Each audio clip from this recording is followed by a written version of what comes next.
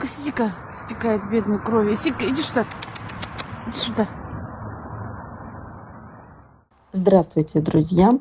Сегодня хочу напомнить вам о некоторых спасенных подопечных. Напомнить, как и почему спасали. О них рассказывала в роликах и год, и 2, и 3 года назад.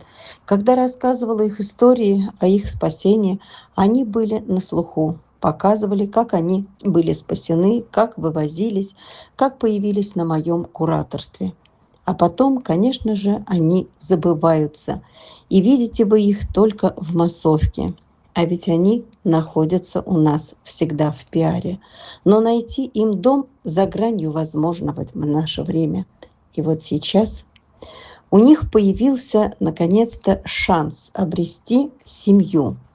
А речь идет конкретно о 5 собаках. А именно, это Аркаша, которого сбила машина в Якутске, и забирали мы его окровавленного с улицы и перевозили в Москву в гипсе. Потом лечили в стационаре в течение месяца. Это Сандра, которую выкинула хозяйка в Подмосковье. Лежала в канаве у дороги, испуганная. Забрали также. Они сказали, что их попросила хозяйка этой собаки выбросить ее где-то.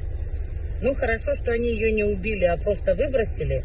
И сегодня за счет ее отличительной черты белого глаза одного, я ее узнала просто на ходу. Мы ехали в другой район, узнала ее по глазу на ходу, говорю супругу, давай отловим, отвезем, есть люди, которые возьмут.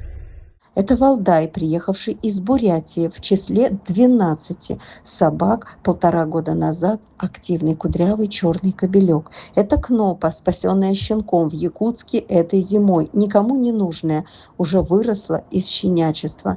Это Лиса, мраморно-рыжая девочка, всеми силами пытающаяся покинуть стены приюта, всегда ловила моменты привлечь к себе внимание человека, аж ныла, страдала, лизала руки человека, стояла на задних лапах, рыдая вслух. И вот сейчас нельзя упустить возможность им быть пристроенными и не уехать. Мы пиарим их по 2-3 года, и это дорогого стоит. Второго раза не бывает, второй раз просто не позовут. Друзья, помогите срочно собрать сумму на оплату титров. Они могут стать домашними, если мы подготовим пакет документов, а самое главное, сдадим титры на бешенство. Это наша боль. Нам надо оплатить 50 тысяч. Это усложняет и без того вопрос пристройства и их вывоза.